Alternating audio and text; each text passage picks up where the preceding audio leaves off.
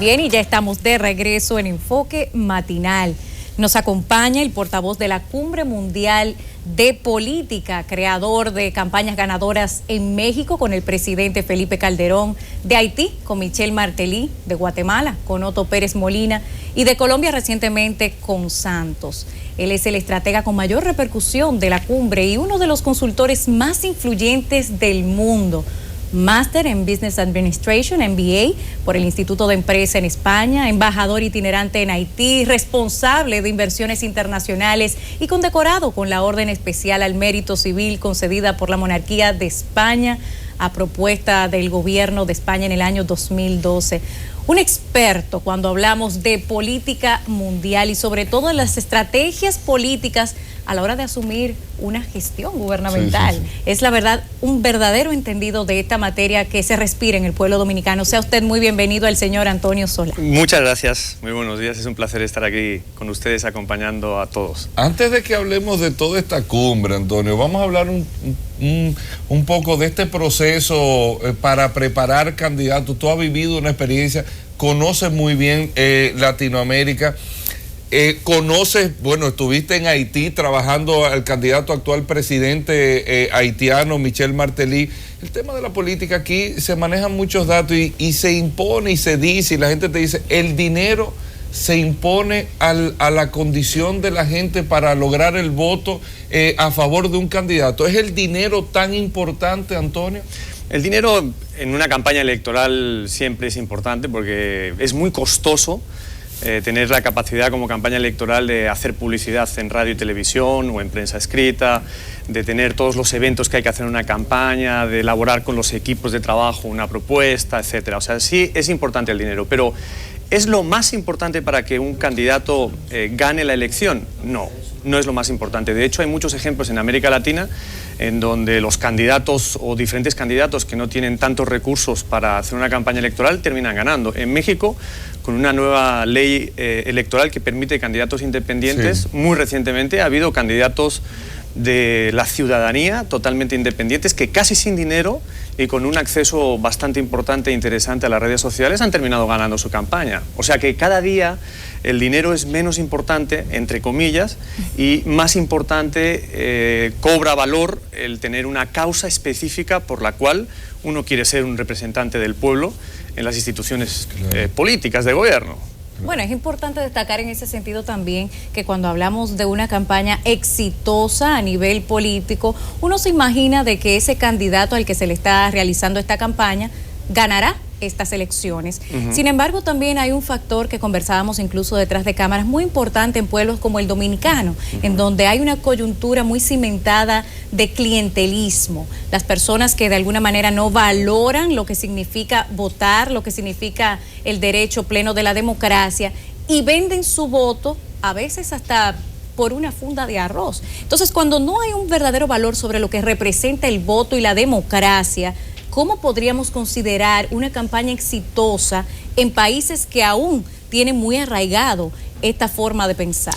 El clientelismo no es solo una cosa que sucede en República Dominicana, pasa en todos nuestros países, en el ámbito latinoamericano, pasa en Estados Unidos, en Europa, en España, en Francia, en África. Es decir, es un tema muy importante en la comunicación política y en lo que es cómo el político tiene una relación directa con el ciudadano a la hora del voto y de ver si lo tiene como cliente o no lo tiene como cliente. Esto es un punto importante para mí porque no solo sucede en Dominicana. Pero lo que yo siempre digo respecto a este tema es que cuando uno accede al poder, al gobierno, en este caso, por ejemplo, el presidente Danilo Medina, que tiene 4 años para gobernar, aunque esté ya terminando su mandato, desde el gobierno se debe de trabajar la institucionalidad de la democracia y se debe profundizar el valor que tiene el voto en los países para el ciudadano.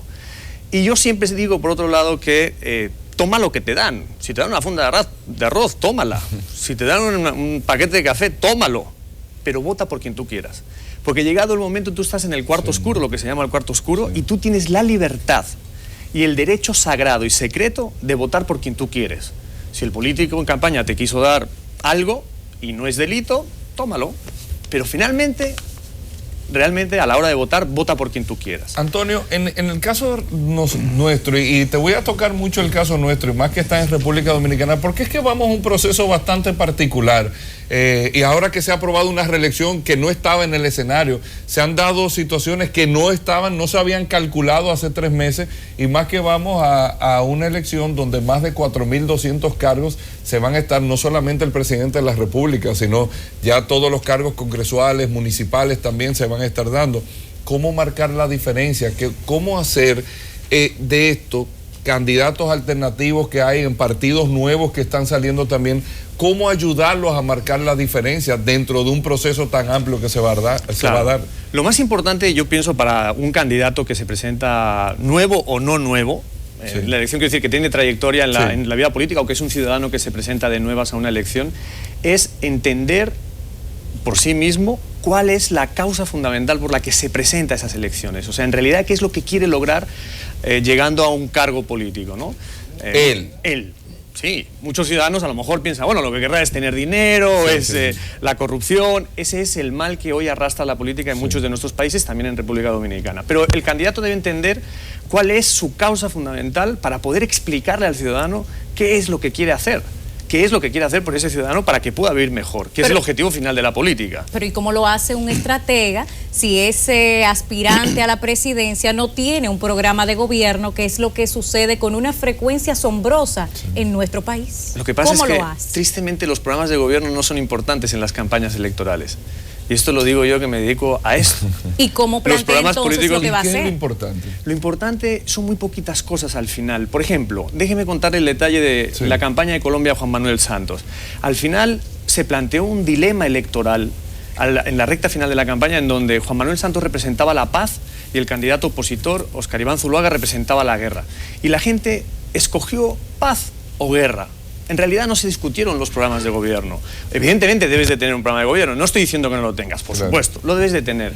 Pero en la discusión final electoral, con los 10 millones que tenemos aquí en República Dominicana de analistas, como ustedes decían antes, en realidad la discusión se produce sobre temas muy escasos, 2, 3 temas. Por ejemplo, esta situación de la migración haitiana, entiendo que en República Dominicana es todo un tema de discusión ahora. Bueno, podría ser un tema de campaña.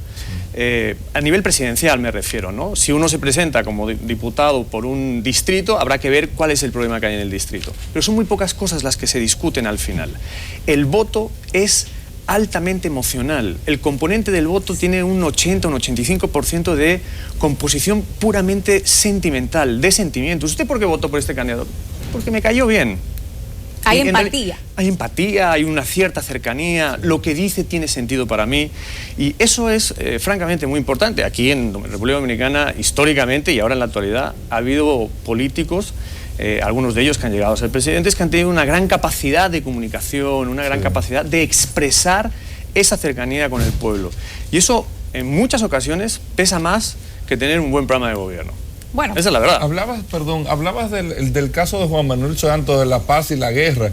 Creo que ahí se dio una segunda vuelta en Colombia. No sé si creo que... Es correcto. Sí, se dio una segunda vuelta y ahí fue que surgió todo. O sea, se cambió la campaña de Juan Manuel Santos. Eso está bien. O sea, tú en el medio, en el trayecto, vas como candidato y al momento te das cuenta, mira, a la gente le está gustando eso, cambia la estrategia, eso está bien, así es que más o menos se maneja. Sí, está bien, porque Juan Manuel Santos volvió a ganar. Sí, ganó. Por lo tanto, está muy bien. Funcionó. Bueno, claro, yo llegué 1 mes y medio antes de que terminara la primera vuelta, que perdimos, y reenfocamos totalmente la campaña para la segunda vuelta. Por supuesto que se vale. El marketing político, que es lo que se va a discutir ahora en esta cumbre política mundial que hay en República Dominicana, es una ciencia que te permite, como un avión, como el avión en el que estaba saliendo el presidente hacia la cumbre, pilotar y llevarlo a buen puerto. Y tú tienes el derecho, durante una campaña electoral, de cambiar las veces que quieras. Si es bueno para la estrategia y es bueno para el objetivo final de ganar, y todo está dentro de lo que es el marco de la ley, tú puedes cambiar las veces que quieras, claro que es bueno. Sí, me gustaría precisamente en ese sentido recordar cuál fue el margen por el que en primera vuelta perdió Juan Manuel Santos, y esto se lo voy a decir luego de que me informe. En la primera vuelta nosotros perdimos por, si no recuerdo mal, unos 5 o 6 puntos, más o menos 500.000 de votos. Y la segunda vuelta la ganamos por unos 6 o 7 puntos, por unos 700.000 votos, si no recuerdo mal. O sea, hubo una diferencia entre la primera y la segunda vuelta de 12, 13 puntos y un diferencial muy importante de votos.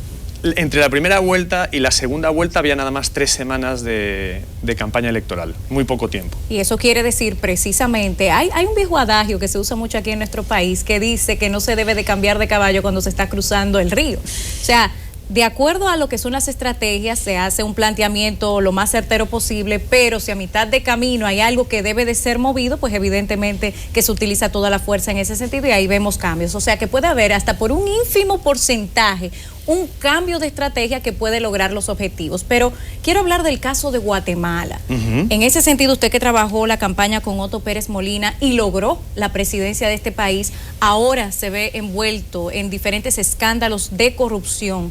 Primero, la vicepresidenta tuvo que dimitir y él está siendo objeto de grandes acusaciones con respecto a la corrupción, pero no quita el hecho de que a través de su campaña logró la presidencia. Sí. Entonces, eso me lleva a plantear lo siguiente: ¿cuándo una campaña electoral es verdaderamente exitosa? ¿Es exitosa porque logra gobernar o es exitosa porque realmente cumple el cometido que prometió en campaña?